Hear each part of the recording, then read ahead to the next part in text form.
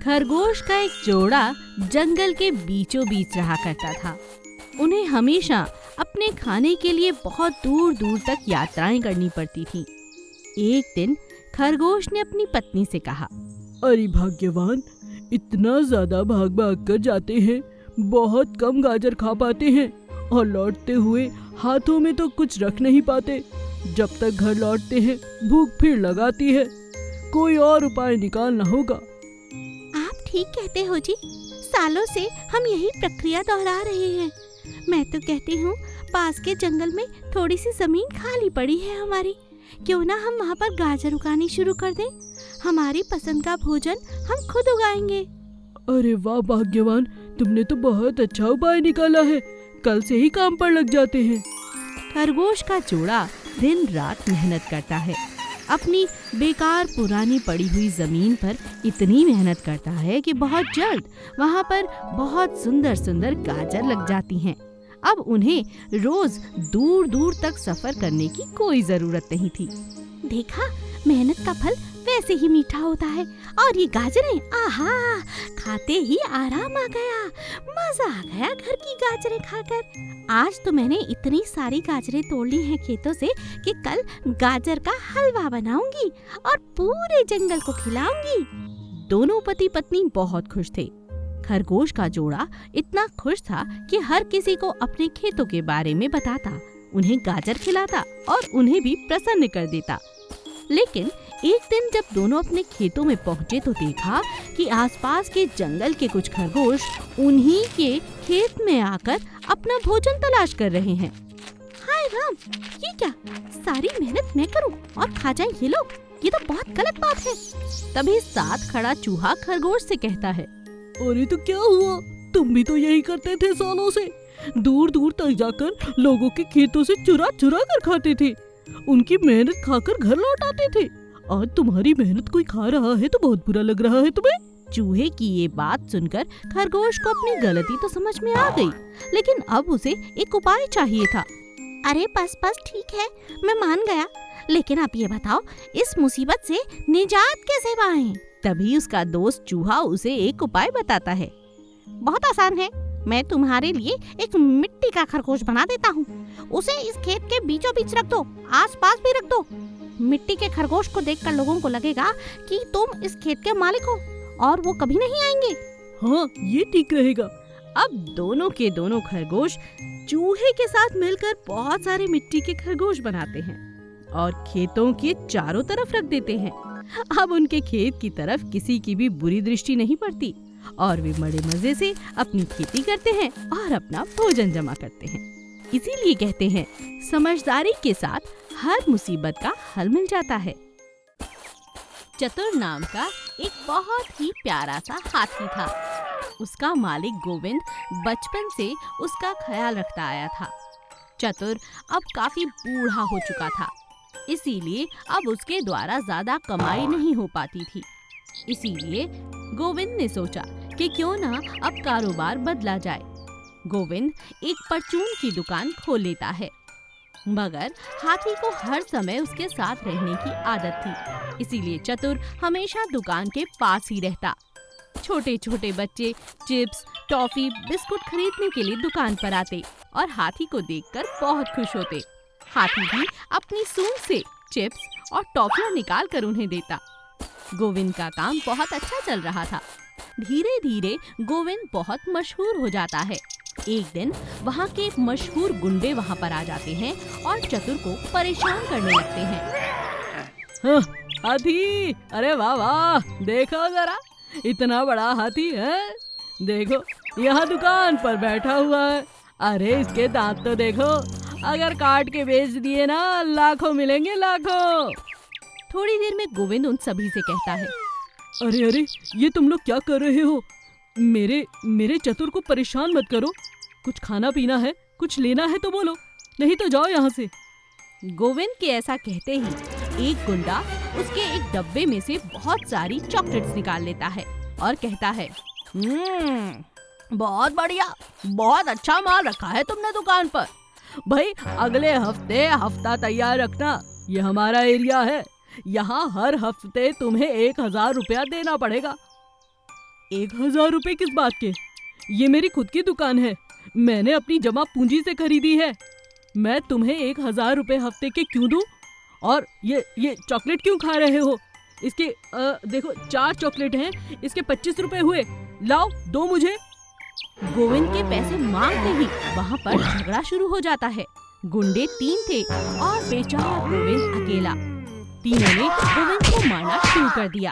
यह सब देखकर चतुर से रहा नहीं गया।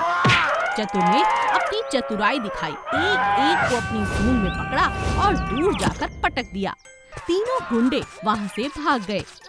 उनको भागता हुआ देखकर गोविंद उनसे चिल्लाकर कहता है, अरे बहुत बढ़िया, भाग जाओ यहाँ से, और हाँ, दोबारा इस गली में नजर मत आना, नहीं तो मेरा चतुर तुम्हारे को छोड़ने वाला नहीं। तो इस तरह चतुर अपनी बुद्धिमानी से अपने मालिक की जान बचा लेता है और फिर से वो दोनों अपनी दुकान में मस्त होकर काम करने लगते हैं और खुशी खुशी जीवन जीने लगते हैं। सुनहरा बांस और मुर्गी का घर। रघुवीर के घर में बहुत सारी मुर्गियां थीं। वो मुर्गियों को पालता पोसता और उनके अंडों को बाजार में बेचता। उसके घर के पास ही एक बड़ा सा बांस का खेत भी था। मुर्गियां दिन रात वहीं घूमा करती थी। उनमें से एक मुर्गी हमेशा से वहां से भाग जाना चाहती थी। उसने कई बार कोशिश की, मगर वो हर बार भागने में असफल रही। कितने दिन हो गए यहाँ रहते रहते। ये रघुवीर आज नहीं तो कल मेरे अंडों के साथ साथ मुझे भी मारकर बेच देगा। मुझे यहाँ से बाहर जाना है, दुनिया घूमनी है, मैं क्या करूँ? मुर्गी दिन रात नए नए उपाय ढूंढती रहती है। एक दिन बांस के खेत में काम करने वाली सीता ने मुर्गी को रोते हुए सुना और उससे कहा, अरे अरे, तुम रो क्यों रही हो? मुर्गी सीता से कहती है, तुम्हें मेरी भाषा समझ में आ रही है? हाँ हाँ, क्यों नहीं, मेरे पास बहुत सारी मुर्गियाँ हैं, मैं मुर्गियों की भाषा समझती हूँ। तो क्या तुम भी सभी मुर्गियों के अंडे बाजार में बेचती हो?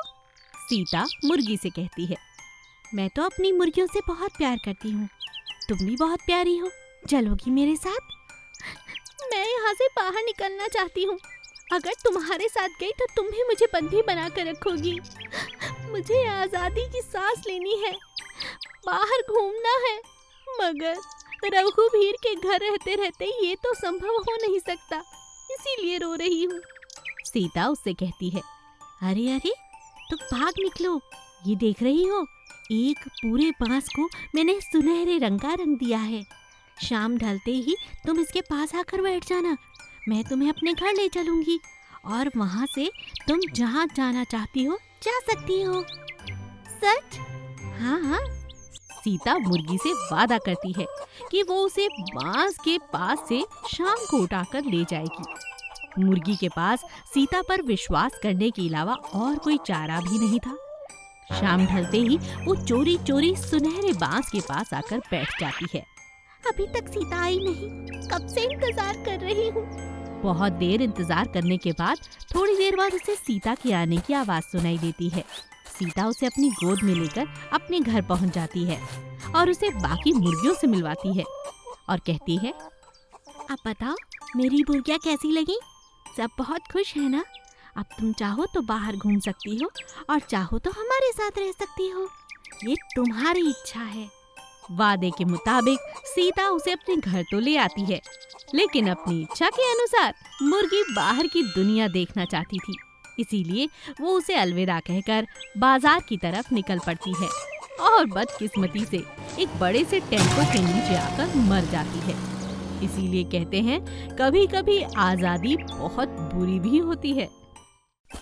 राजा शेर बब्बर शेर था और उसकी पत्नी उनकी ही तरह बहुत ज्यादा शक्तिशाली थी।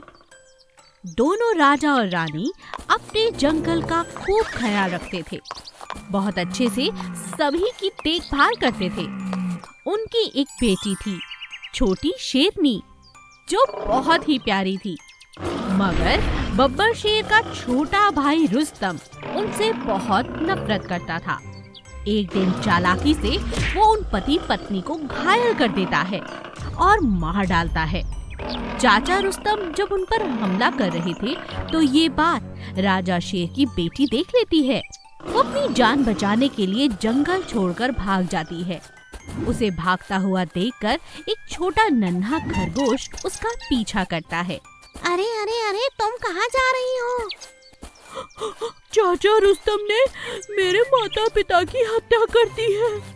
अब मुझे इस जंगल में नहीं रहना चाहिए। तुम भी मेरे साथ चलोगे? हाँ हाँ, चलो। खरगोश और छोटी शेरनी जंगल से बाहर चले जाते हैं। उन्हें कुछ समझ नहीं आता कि वो कहाँ जाएं। फिर वो एक जादुई पेड़ से मुलाकात करते हैं। जादुई पेड़ उन्हें पहचान लेता है और कहता है, क्या तुम वो बब्बर शेर की बेटी हो जिसका छोटा भाई रुस्तम था और उसने अपने भाई और भाभी की हत्या कर दी? क्या तुम उन्हीं की बेटी हो? हाँ, मैं उन्हीं की बेटी हूँ। मैं हूँ छोटी शेरनी। अरे बेटा, तुम यहाँ वहाँ क्यों भटक रही हो? छोटी शेरनी सारी बात जादुई पेड़ को बताती है। खरगोश भी मिलकर सारी बात बताता है। तब जादुई पेड़ शेरनी से कहता है, तुम्हारे पिता के मुझ पर बहुत एहसान है। लो, मैं तुम्हें जादुई शक्तियाँ देता हूँ। जाकर अपने पिता की मौत का बदला लो बेटी। सच? क्या आप मुझे अपनी शक्तियाँ देंगे? हाँ, तुम्हें भी और इस नन्हे खरगोश को भी जिसने तुम्हारा इतना साथ दिया है। जादुई पेड़ दोनों को शक्तियाँ दे देता है। दोनों वापस लौटकर जंगल में आते हैं और रुस्तम का काम तमाम कर देते हैं। रुस्तम को उसकी करनी का फल मिल जाता है और एक बार फिर से पूरे जंगल पर छोटी शेरनी का हक बन जाता है। अब उसकी टांगे पहले से भी ज्यादा लंबी थीं, क्योंकि उसे जादुई पेड़ ने वरदान दिया था कि वो जब चाहे अपनी टांगों को छोटा या लंबा कर सकती है।